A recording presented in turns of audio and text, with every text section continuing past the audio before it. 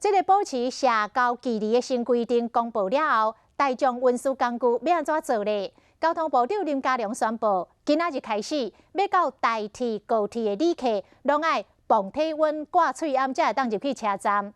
若台北坐温，并无强制来规定。全民防疫，人人有责。搭乘火车请戴口罩。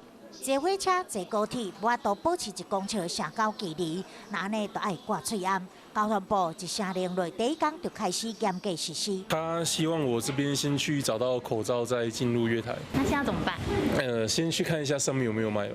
至少是保护自己，然后也保护大家。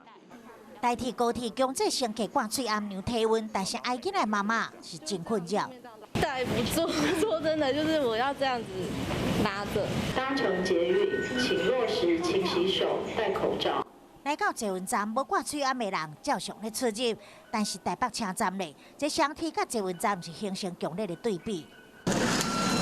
公共客运伫清明年假期间推出全新的防疫专车，每一个野位之间都靠一块透明的架出安全距离。